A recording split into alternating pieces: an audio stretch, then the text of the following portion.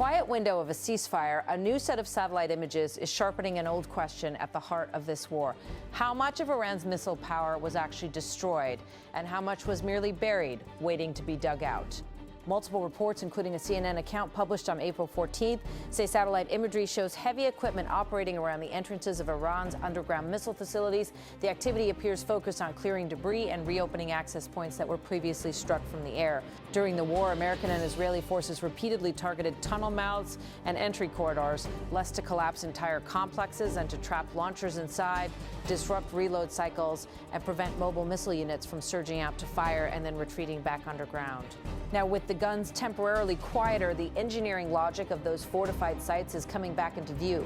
These facilities were built to absorb hits, keep key assets hidden, and allow forces to reemerge. Their whole purpose is resilience, withstand the first wave, restore access, and resume operations. That is why the confident public claims made earlier in the campaign are being revisited. In Washington, the administration's message for weeks emphasized decisive degradation of Iran's long-range strike capability. Defense Secretary Pete Hegseth was among the most forceful voices, arguing that the joint U.S.-Israeli effort had crippled Iran's missile enterprise. In one Pentagon briefing, he said, Iran's entire ballistic missile production capacity has been functionally defeated, destroyed. Asked Tax, the implication was not only that launchers were being eliminated, but that the industrial pipeline behind them had been shattered.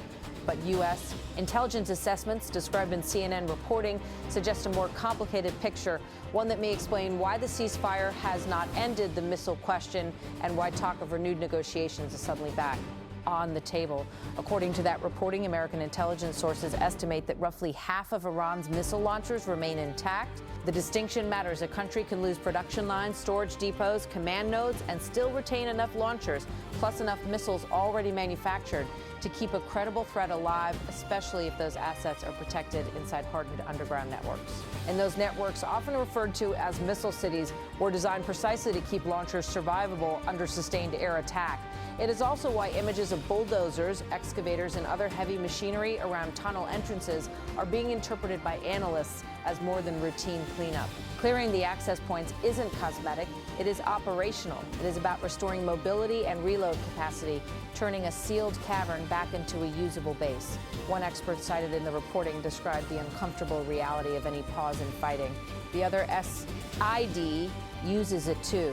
In that context, one line captures the strategic trade-off of a truce. He said a ceasefire requires you to accept that your adversary can reconstitute some of their military capacity. And for the architecture of these underground sites, the concept is brutal and simple. Asterisks, he said, you eat the first attack, dig yourself out, and then launch again. That framework is now colliding with the political storyline of the war, especially in the United States, where the administration has argued it achieved its primary objectives and that the conflict is nearing its end. President Donald Trump has repeatedly signaled that he considers the campaign's goals close to being met. In a televised interview aired Wednesday, he described the war as very close to over. Yet at the same time, the U.S. has escalated in a different domain, the sea.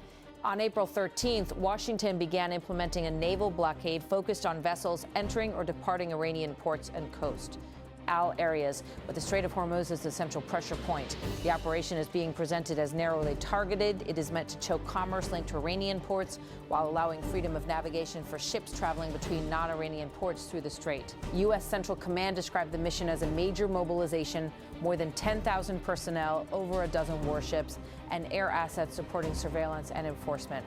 In a public update, CENTCOM said, asterisk, more than 10,000 U.S. sailors, Marines, and airmen, along with over a dozen warships and dozens of aircraft, are executing the mission to blockade ships entering and departing Iranian ports. Asked, the command added that in the first day, during the first 24 hours, no ships made it past the U.S. blockade.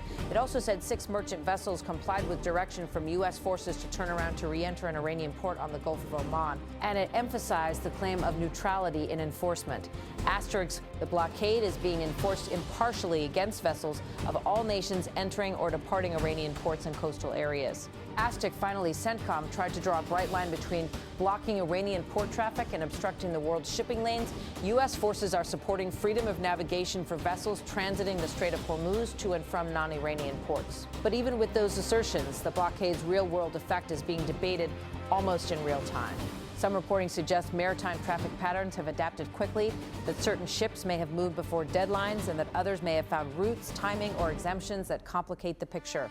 The result is a familiar dynamic, two parallel narratives forming at once. On one side, Washington describes a fully implemented blockade that has halted seaborne trade to and from Iranian ports. On the other, Iran-aligned outlets and some independent ship tracking interpretations point to VES, cells that appear to have transited despite the operation, raising questions about how airtight the enforcement truly is, or whether the blockade is being applied with more caution than the headline suggests. That caution would be understandable.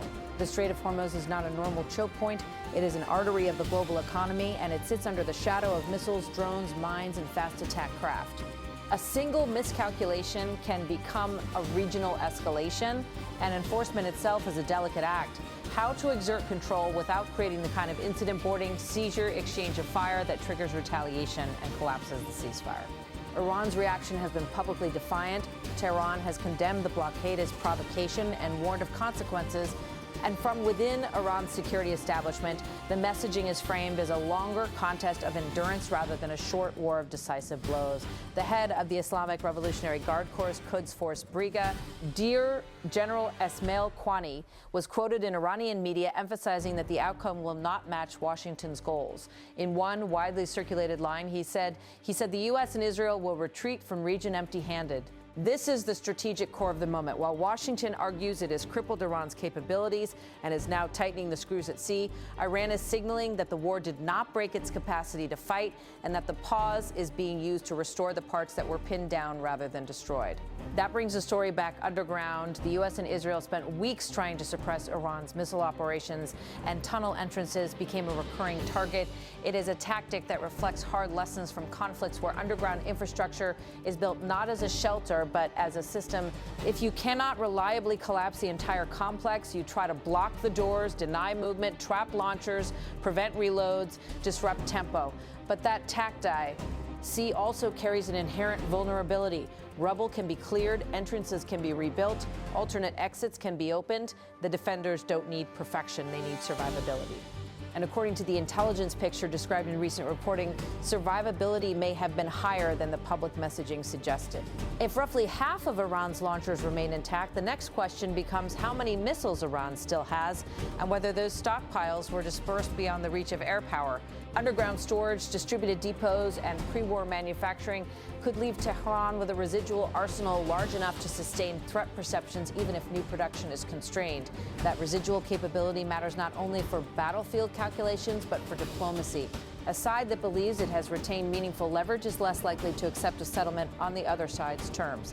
This is part of the reason negotiations are back in the conversation, even as the blockade begins. President Trump has indicated a possible second round of talks with Iran, describing a near-term timeline. In comments reported this week, he suggested discussions could resume quickly. One description of that timeline was blunt. He said could be happening over the next 2 days. And there have been signals that Islamabad could again be involved as a venue after earlier rounds of contacts in Pakistan. The public messaging around the talks has not been perfectly consistent. At times, Trump has suggested momentum. At other points, he has cast the process as slow, uncertain, and subject to shifting locations.